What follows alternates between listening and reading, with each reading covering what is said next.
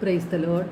സ്നേഹമുള്ളവരെ, നമ്മുടെ വിശ്വാസം യഥാർത്ഥമാണെങ്കിൽ, സത്യസന്ധതയുള്ളതാണെങ്കിൽ, ഒരു സഹനത്തിനും നമ്മുടെ വിശ്വാസത്തെ നശിപ്പിക്കുവാൻ സാധിക്കുകയില്ല. നമ്മുടെ വിശ്വാസത്തെ പരിശോധിക്കുന്ന, പരീക്ഷിക്കുന്ന ഒരു കാലഘട്ടത്തിലൂടെയാണ് നാം എല്ലാവരും കടന്നു പോയിക്കൊണ്ടിരിക്കുന്നത്. നമ്മിൽ പലരുടെയും വിശ്വാസം ക്ഷയിച്ചുകൊണ്ടിരിക്കുകയുമാണ്.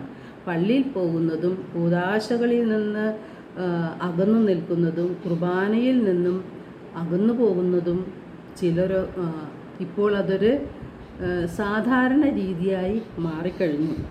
നമ്മുടെ കുടുംബങ്ങളിലും നമ്മുടെ സമൂഹത്തിലും സഭയിലും എല്ലാം ഈ ഭിന്നത സംഭവിച്ചുകൊണ്ടിരിക്കുകയാണ്.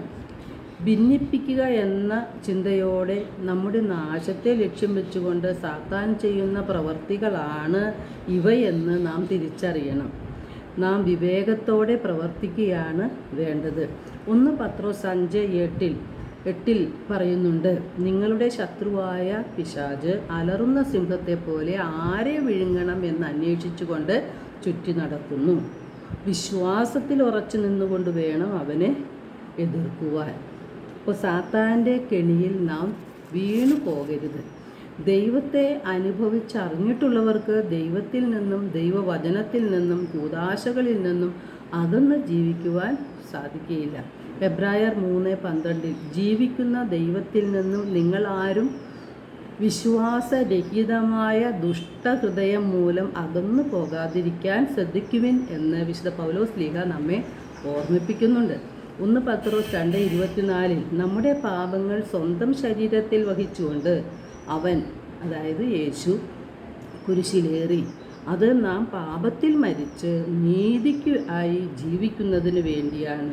അവൻ്റെ മുറിവിനാൽ നിങ്ങൾ സൗഖ്യമുള്ളവരാക്കപ്പെട്ടിരിക്കുന്നു.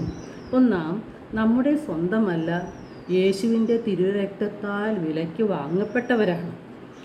ഈ യേശുവിനെ, നമുക്ക് വേണ്ടി മരിച്ച യേശുവിനെ ലക്ഷ്യം വെച്ചുകൊണ്ട് വിശ്വാസത്തിൽ ഉറച്ചു നിന്നുകൊണ്ട് വേണം നമുക്കായി നിശ്ചയിച്ചിരിക്കുന്ന ഈ ഓട്ടപ്പന്തയം ഓടി സ്ഥിരോത്സാഹത്തോടെ പൂർത്തിയാക്കുവാൻ.